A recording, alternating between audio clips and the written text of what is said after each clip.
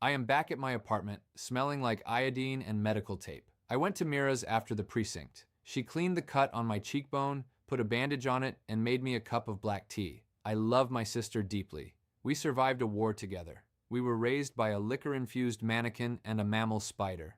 As I have said before, they defaulted on the mammalian contract entirely and washed the whole job away with booze and the hollow performance of love. In our house, identity was just theater, dictated by a father whose self-disgust was disguised as control, fueled by the alcohol in his veins. The foundational law of our childhood was absolute. Your pain is irrelevant to my narrative.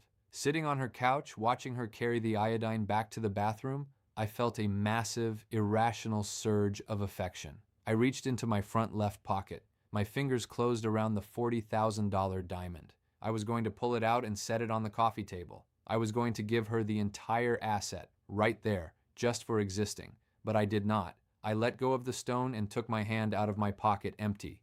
Why? Because giving her that stone would not have been a gift. It would have been a catastrophic misreading of the room.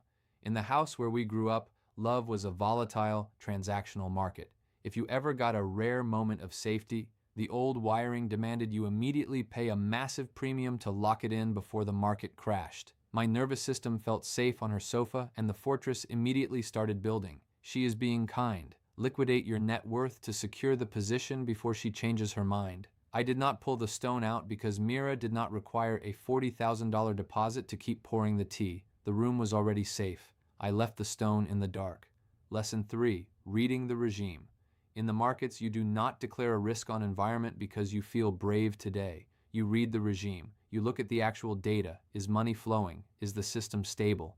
If the environment is fundamentally safe, you go risk on and deploy. But if the market is a collapsing Ouroboros, eating its own tail, consuming itself, you go risk off. You trade the environment you are actually in, not the one you grew up in. Watch how the fortress runs this backward. People like us are world-class environment readers. We had to be. But the data feed is permanently corrupted. We got out of the old house. We built the quiet room. We are now sitting in a stable, safe, fundamentally healthy life. A bull market. But the fortress does not believe the data. Someone who loves you pours the tea and does not ask for anything back. A friend goes quiet for an evening and it means nothing at all. And what does the old system do? It reads that flat, uneventful safety as the thing right before the crash. It applies the math of the liquor-infused mannequin to a person who is simply being kind. It braces for the void that ate our childhood in a room where nothing is coming. So we overpay. We build a wall against an attack that is not coming. We go cold and unreachable with someone who actually loves us.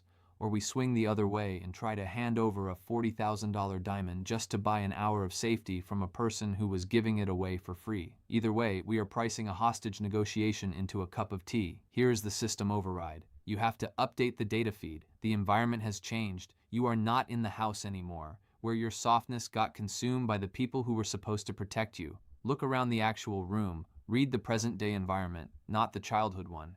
If there is no lion in the kitchen, you have to manually take the armor off. Stop bracing for the mannequin to walk through a door he cannot walk through anymore. The war is over. Read the room. I'll see you in lesson 4.